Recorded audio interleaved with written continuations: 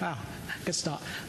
So I'm James. I work for a company called Red Peak. We're the guys that do your brand identities, new brand identity. And I've been working in advertising agencies and marketing agencies around the world for, I guess, the last 15 years of my life. And during that time, there have been a series of words or phrases that just keep cropping up that really annoy the hell out of me. And since I'm with a group of marketers, I thought I'd share some of those with you. Pushing the envelope. Why would you want to push an envelope? Surely the best way to deal with an envelope is to put a stamp on it, put it in the mail. You don't need to push the thing. Low-hanging fruit. I'm not a farmer.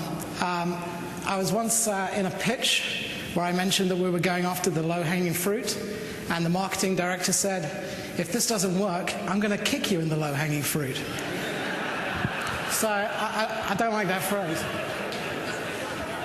Synergize. Never use this phrase. This is a stupid phrase. Mission critical. This campaign is mission critical. My brother-in-law is a cardiologist. He opens up people's hearts. When he says things are mission critical, I listen to the man. When I hear it in marketing circles, I think, nah, not so much. Dimensional. Someone said this in a meeting I was at literally last week.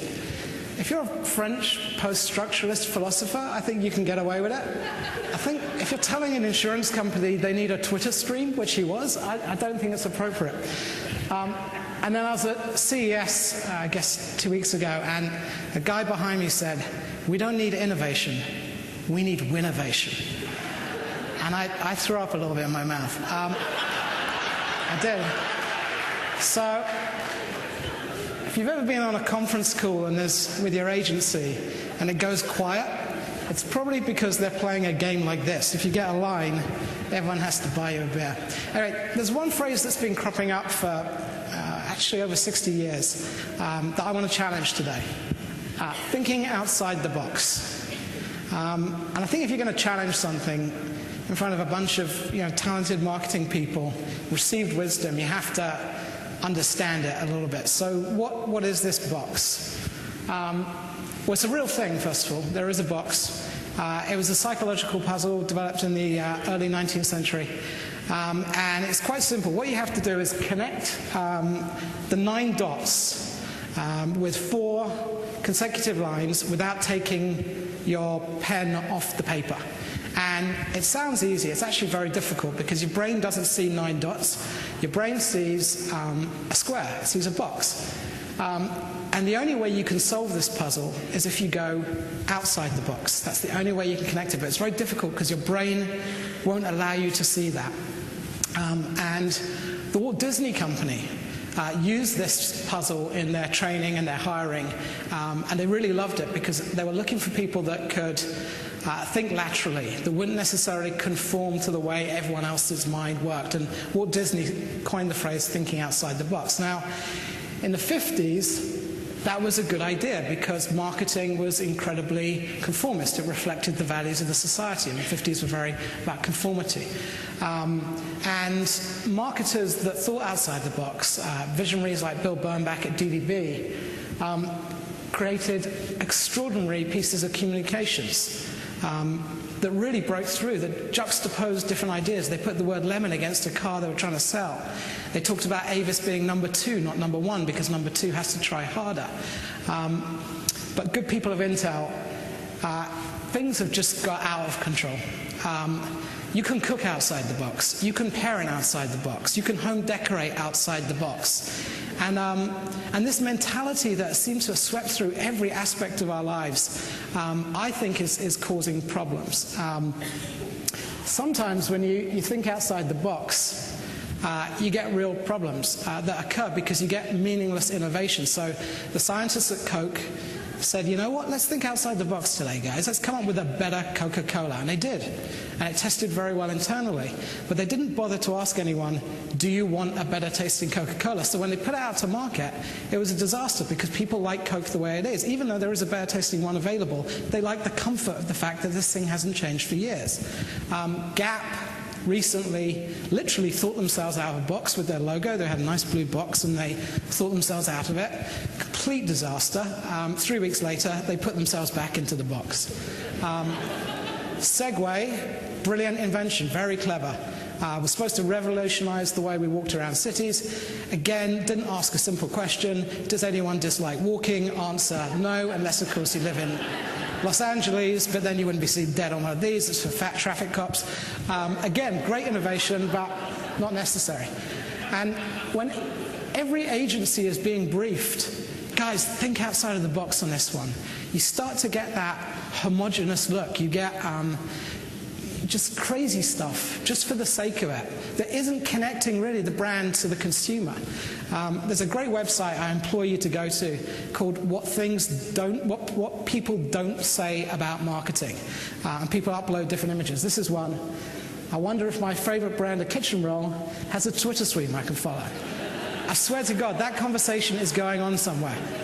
How can we think outside the box? Well, let's get a Twitter feed. We can talk about, and just people don't want it. You should be able to relate to people in a meaningful way. So my contention is that we have so much information available to us. We have more information now on how consumers think, act, behave, that you don't have to think outside the box anymore. There's a ton of stuff inside the box that can allow you to market in a really effective way. I'll give you some examples. This guy, I don't know if you heard of him, Alec Brownstein. He was a kid that wanted a job in advertising in New York. And he didn't just want a job. He wanted interviews with the top executive creative directors. And as a junior guy, there's just no way that's going to happen. So what he did was he used some inside-the-box thinking. He's got inside the head of a top executive creative director. Now, I don't know if you've worked with a top executive creative director, but sometimes they can be a little bit, how can I say this? Sometimes they have a bit of an ego. Sometimes they can be a little bit vain. Sometimes they maybe like to Google themselves 5 or 6 times a day just to see anyone's doing money. So I'll show you. He used that insight to devastating effect. You can play the video.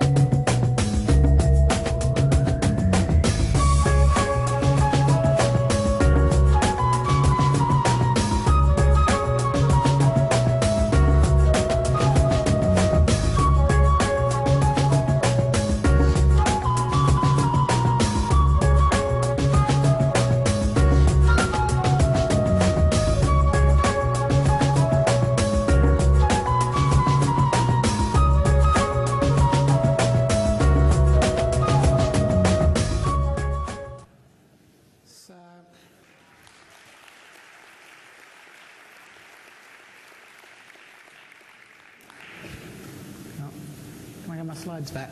Hang on. How do I go back? There we go. He had one little insight. Creative directors like to Google themselves. He got inside that particular box. Almost 1 million hits on YouTube. He won a ton of awards. He was all over the media. $6 and a little bit of inside-the-box thinking. I've got a few more examples. Let's see. I don't know if anyone's had the privilege of flying Virgin Atlantic upper class. It's a great experience. One of the nice things they do is when they serve you your food, they give you these little salt and pepper shakers. They're lovely. They're like little nice objects. And Virgin noticed that customers kept stealing them. They're just, take them home for the kids. And they use that insight to create a really interesting thing. Now if you steal them, what you'll find is when you flip them over, it says, pinched from Virgin Atlantic. This brand understands you so well that it knows you're a kleptomaniac. It knows that you steal things. You can't help but love that, and love that brand for that insider thinking. And they're not made of silver anymore. They're made of plastic, so that works. I used to work on a Mini in Canada. I was talking to one of the product guys, and we're trying to work out how we could be a bit more personal with our communications. And he said, well, in the key fob, there's a ton of information. Like, we know the name, we know what kind of car they bought, we know when they bought it, we know when it's going to be serviced. So we developed a billboard that would read the key fob as you drove past it. So it would literally say, hey, Kate, how's your convertible? I thought people might drive off the side of the road, but no one's died yet, so that's good. The other thing we did with Mini is we really understood what the Mini driver was into and why they bought Minis. We created this ad. People buy Minis because they go like the fucking clappers. They have a really low wheelbase, so they're like go-karts, and you... So we put this ad up, knowing that, and about 2 days later, the police in Toronto called us. And we were like, oh, shit. Well, we didn't swear. But we said, oh, no, because we thought they were going to say, take this thing down. And they said, no, we're calling to thank you. This has been the most effective speed prevention measure we've ever had. All right, we'll keep it up.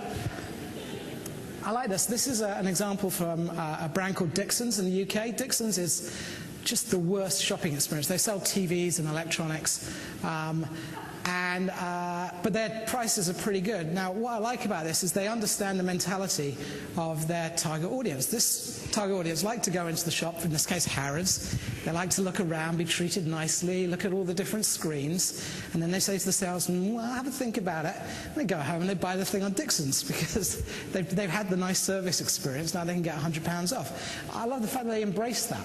That's good inside-the-box thinking to me. The folks at Stella Artois, they know that their customers don't want cheaper beer. They want more expensive beer because it's a badge brand. It says, I'm the bon vivant. I have such a discerning palate. I buy an expensive Belgian beer. If anyone's here from Belgium, you know it isn't that. But this is a great coupon ad. Very clever. This is a very famous ad. You've probably all seen it. David Abbott actually wrote it from Abbott Mead Vickers, which is now BBDO. And if you think about it, The Economist as a client could have said, look, we're just extraordinary. We have unbelievable reporting. We are completely neutral in our coverage. We're not left-wing, we're not right-wing. We have global coverage. Maybe you should talk about that in the ads. But David Abbott said, no. The real inside-the-box thought here is people read The Economist because they don't want to appear stupid at work. And he played on that fear relentlessly. So I never read The Economist, management trainee, age 42.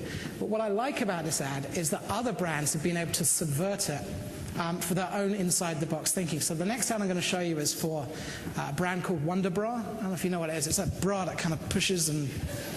It's going to say push and separate. It doesn't. I think it pushes and... Okay. You get the idea. Same ad, slightly different copy. I never read The Economist. Linda Foster, CEO, age 29, Wonder Bra. So again, totally understands its role in people's lives, has a little bit of fun. The last ad I'm going to show you is one from The Sun, which is a British tabloid newspaper. It's pretty lowbrow. And what they would do is they would put these ads up next to The Economist ads. They would buy the adjacent billboard. Would you like to sit next to an Economist reader for dinner? Didn't think so. The Sun. Again, they know their audience. They know, and they have an insider knowledge. They don't have to talk about anything else. And if you're a Sun reader, you read that and you go, yeah, they get me. They didn't have to rely on anything else. So you're a brand that created the notion of inside. You are the quintessential ingredient brand. You've done something that most people would say would be impossible, turning inside into a virtue. So what I would ask you to take from this is never again brief your agencies to think outside the box. Always brief them to look inside the box. Thank you.